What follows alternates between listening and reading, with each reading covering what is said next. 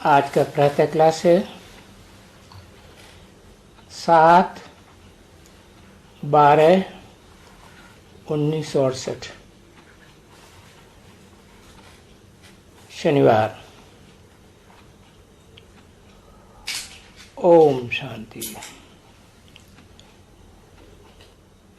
ये ओम शांति का अर्थ मालूम है तुम बच्चों को? मालूम है अर्थ का मीनिंग?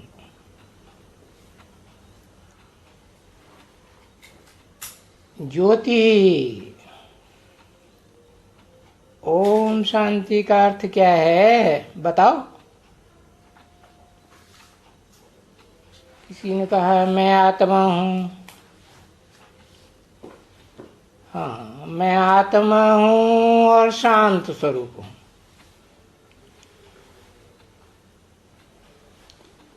ओम, मैं आत्मा हूं, शांत स्वरूप हूं।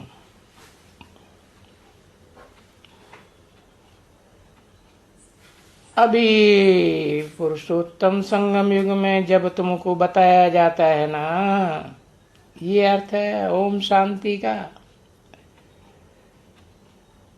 तो तुमको वो शांति धाम घर याद आता है जो आत्माओं का अपना घर है ना, वो याद आता है। और आत्मा को तो ये मालूम है कि हमारा घर है शांत देश, और मैं आत्मा भी शांत स्वरूप हूं।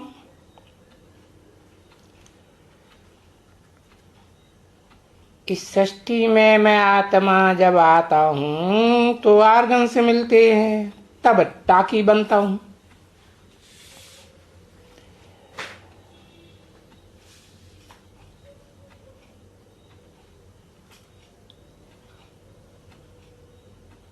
ये तो मेरी बात हुई, अर्थात सुप्रीम सोल ज्योति बिंदु की बात हुई। तो तुम भी तो टाकी बनते हो ना।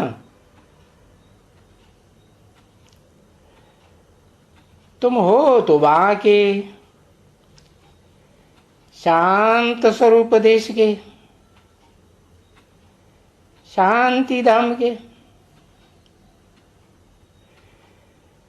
फिर जब इस दुनिया में शरीर में आते हो तो चुर्र पुर्र करते हो।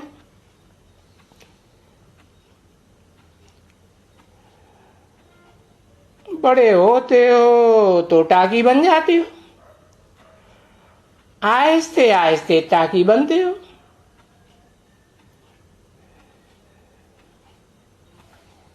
अब ये परम पिता और ये परमात्मा दोनों कंबाइंड है ना, तो ये तो बड़ा है ही एक व्यक्तित्व। और इनकी आत्मा कोई छोटी आत्मा नहीं कहेंगे, उन दोनों आत्माओं को भी रथ चाहिए। किस लिए? टाकी बनने के लिए।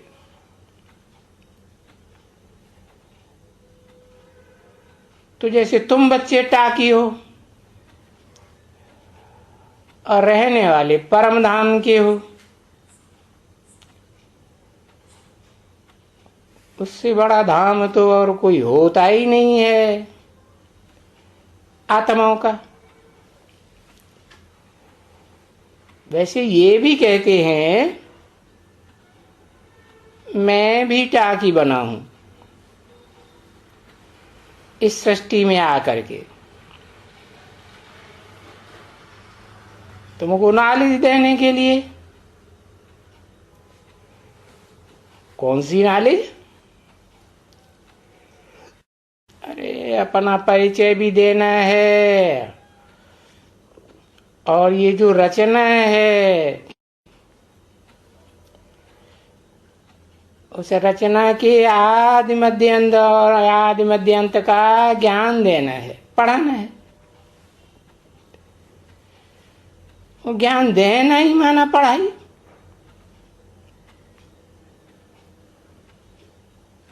उसको ज्ञान नहीं कहा जाता है जो दुनिया में दिया जाता है अनेक मनुष्य गुरुओं के द्वारा, क्योंकि वो तो सब जिस्मानी ज्ञान है, जिस्मधारियों के द्वारा दिया जाता है, देहधारियों के द्वारा। क्योंकि वो देहधारी गुरु तो अपन को देह समझते हैं ना, समझते हैं कि हम देह लेते हैं, ये देह लेते हैं, वो देह लेते हैं। वो ज्ञान उनमें नहीं है कि हम आत्मा परम धाम की रहने वाली है। और इस दुनिया में शरीर में आकर के ये ज्ञान सुनते हैं, वो ज्ञान उनमें नहीं रहता है। यहां आते हो तो सुनते हो कि बरोबर बाबा आया हुआ है, साकार निराकार का मेल। और वो बाबा पतित पावन भी है? बाबा है साकार और निराकार का मेल, तो कौन पतित कौन पावन?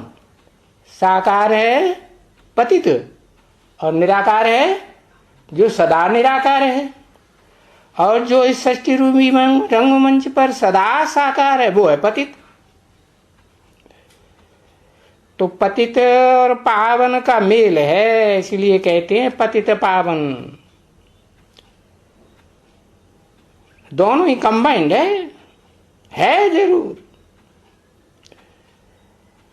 और मुकर्रर रथ में आकर के समझाते हैं। कोई सिर्फ सुनाने की बात नहीं है, तो कैसे समझावे? वो खुद बोलते हैं कि मैं तुम्हारे माफिक, जैसे तुम आत्मा शरीर में आती हो, शरीर में लगाव लग जाता है। मैं ऐसे शरीर में नहीं आता हूं अटैचमेंट पूर्वक, माता के गर्भ में नहीं आता हूं। यानी शरीर तो चाहिए तो ना, तो इसलिए मैं आकर के इसमें प्रवेश करता हूं।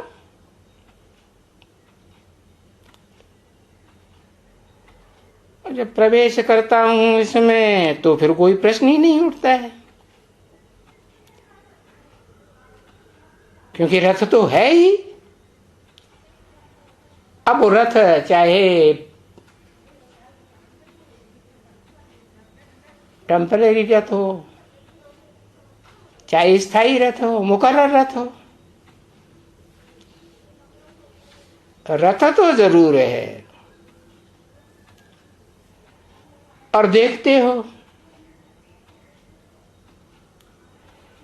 कि प्रैक्टिकल में बात तो इनसे करते हैं ना, किनसे? प्रैक्टिकल रथधारी से, जो भी दोनों हैं, मुकर्रर रथधारी, टेम्पररी रथधारी, इनसे बात तो करते हैं ना, करते हैं। और बरोबर इसको माता भी कहा जाता है। भी क्यों लगाई दिया? क्योंकि टाइटलधारी भी तो है प्रजापिता का, तो माता भी कहा जाता है, प्रजापिता ब्रह्मा भी कहा जाता है, टाइटलधारी है। अरे ये सबसे बड़ी नदी है ना। कहाँ की? विदेश की? हा? नहीं, भारत की सबसे बड़ी नदी कौन सी है? ब्रह्मपुत्रा नदी। तो ब्रह्मपुत्रा नाम क्यों दिया? आत्मा पुरुष है ना। हाँ, फीमेल के रूप में देखेंगे तो नदी है। तो इसका नाम रखा हुआ है ब्रह्मपुत्री। किसने? भक्ति मार्ग। ब्रह्मपुत्री है तो भगतिन भी तो रही होगी, नहीं? हाँ, ब्रह्मपुत्री नदी है ना, कोई सागर तो नहीं है ना। कलकत्ते के तरफ में जाकर के सागर में पड़ती है।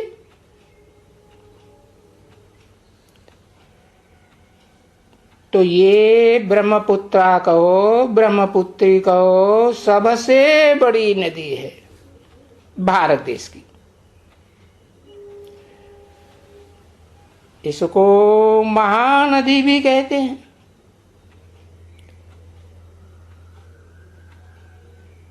महान से महान नदी। जैसे देवताओं में कहते हैं महादेव, देवताओं में महान से महान देव, महादेवी कह दो। तो ये तो दृष्टांत दिए हुए हैं उन्होंने भक्ति मार्ग में।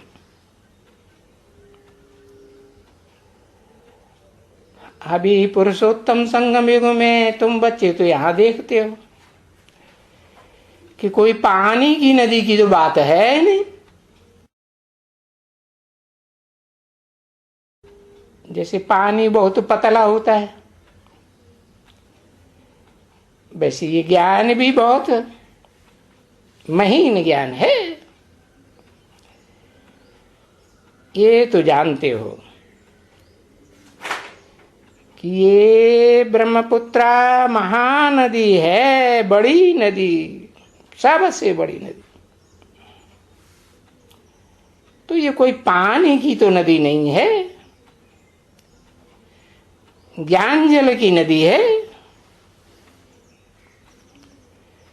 फिर ज्ञान का अर्थ कोई पानी नहीं निकलता है।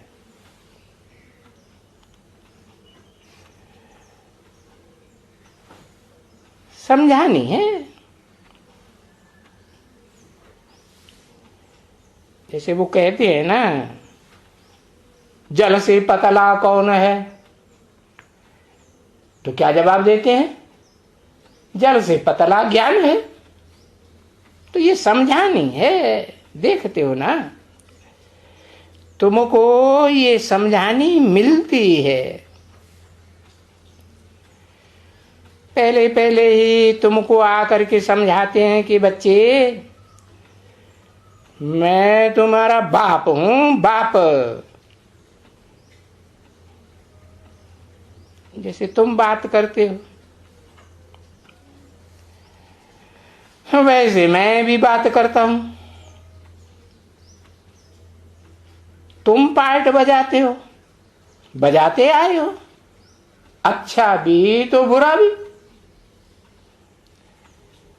और मेरा पार्ट तो सबसे पिछाड़ी का है, अच्छे से अच्छा भी है और फिर बुरे से रौद्र रूप धारण करने वाला रुद्र भगवान भी कहा जाता है।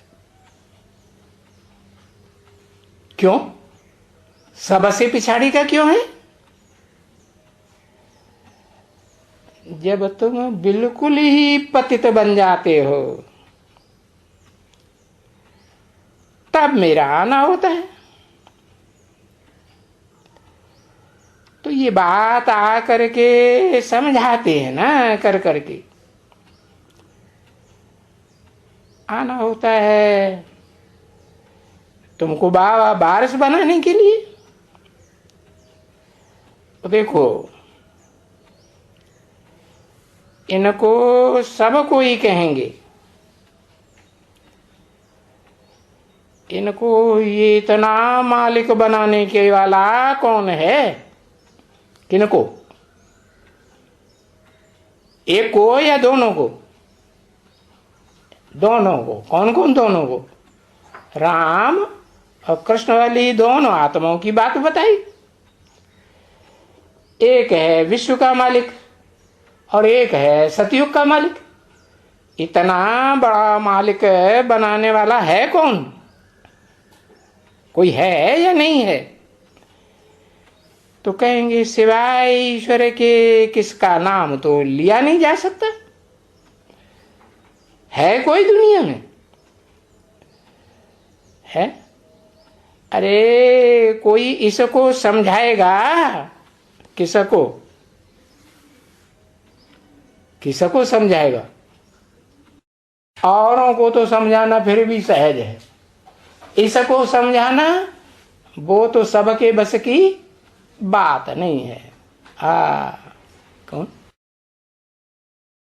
इसको समझाएगा? कोई किसको बताया है? कहेंगे सुप्रीम सोल, वो तो ज्योति बिंदु है, उसको तो मुख ही नहीं, वो कैसे समझाएगा? वो मुकर रथधारी में प्रवेश करता है तब वो एक ही है मनुष्य सृष्टि का बाप, जो ब्रह्मा वाली सोल को भी समझाता है या नहीं समझाता? उस ब्रह्मा की सोल को कोई दूसरा समझा सकेगा? हाँ, वही प्रजापिता ब्रह्मा जिसे कहा जाता है वही समझाता है। तो कहेंगे क्योंकि बाप स्वर्ग का मालिक बनाते हैं। कौन सा बाप? आत्माओं का बाप। कैसे बनाते हैं? बेहद का बाप है तो बेहद का ज्ञान जल का भंडार दे करके बनाते हैं। किसको? ज्ञान सूर्य है ना, तो बेहद का जल किसे में? ज्ञान सूर्य कहें है तो सूर्यवंशी, लेकिन बेहद का जल सागर में होता है ना, तो बेहद का बाप है षष्ठ रूपी रंगमंच पर। तो स्वर्ग का मालिक तो ये है। और बाबा तो बहुत सहज करके अभी पुरुषोत्तम संगम युग में समझाते हैं कि भगवान स्वर्ग स्थापन करते हैं। कौन सा भगवान है? करते हैं, करता है या करता है? वो ऊपर वाला तो अकर्ता है। फिर जब शरीर में प्रवेश करता है तो करता है या नहीं करता है? अरे सर्व संबंधों से सारे पार्ट बजाता है या नहीं बजाता है? बजाता है। तो स्वर्ग स्थापन करते हैं। नई दुनिया उसको कहा जाता है। किसको?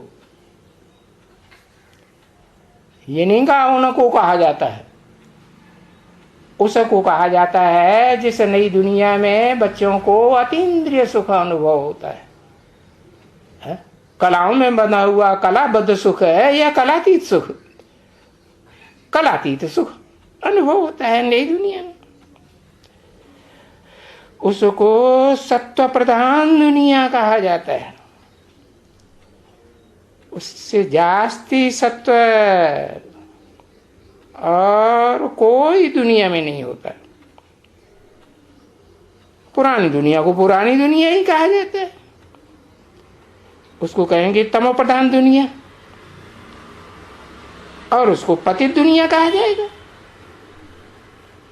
ठीक है ना? तो ये पतित दुनिया और पावन दुनिया कोई तो बनाते होंगे ना, है? कि अपने आप बन जाती है? हाँ, तो बनाने वाले हैं कोई जरूर होंगे ना।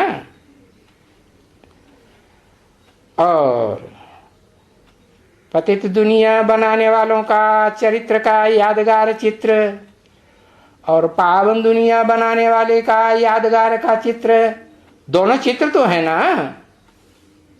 क्या चित्र है? रावण का चित्र है अनेक सिरों का, अनेक मत मतांतर से ये दुनिया पुरानी तमो प्रधान बनती है। और राम का, रामलीला खेलते हैं ना यादगार में, तो राम का जो चेहरा मोहरा दिखाते हैं वो एक चेहरा है या अनेक सिर हैं? है एक सिर है, तो एक सिर से एक मत और अनेक सिरों से अनेक मतें मिलती हैं, उससे फिर होता है नरक। तो बाप आकर के समझाते हैं ये बात, और समझाने के लिए आना पड़े ना। अगर वो बेहद का बाप ना आवे तो तुमको समझावे कौन? देखो, समझाने के लिए इसीलिए क्योंकि ज्ञान का सागर तो वो बाप है ही, है? वो ही कहते हैं, वो ही कहते हैं, मैं नहीं कहता हूं। किसे ने कहा? शिव बाप ने कहा, वो ही बाप कहते हैं। क्यों?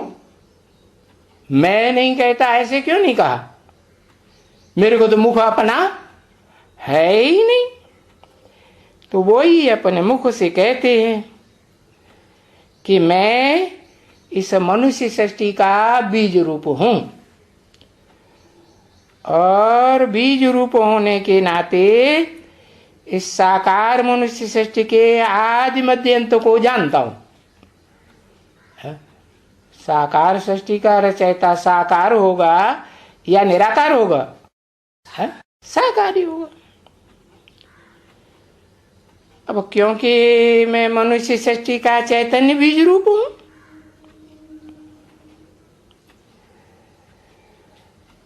क्योंकि ये मनुष्य सृष्टि चैतन्य है ना, तो उन अनेक प्रकार की मनुष्य सृष्टि का चैतन्य बीज रूप हूं, एक बीज।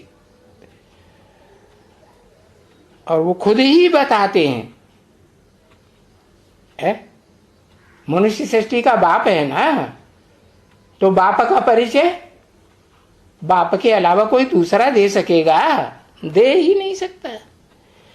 तो वो खुद ही बताते हैं कि मैं मनुष्य सृष्टि का बीज रूप हूं, मैं सत्य हूं। सत्य किसको कहा जाता है? जो इस सृष्टि रूपी रंगमंच पर सदा काल मौजूद रहे, ऑलराउंड पार्टधारी हो, उसे सदा सत्य कहा जाता है। और चैतन्य भी हूं। फिर वो कहते हैं कि मैं बीज होने के कारण मुझे न झाड़ का, चैतन्य हूं ना, तो मुझे सृष्टि के ये जो झाड़ है, कल्प वृक्ष, कल्प किसको कहा जाता है? चतुर्युगी को कल्प कहा जाता है ना। तो देखो, गाया ही जाता है दो चीजें, एक तो ये ड्रामा और दूसरा ये कल्प वृक्ष।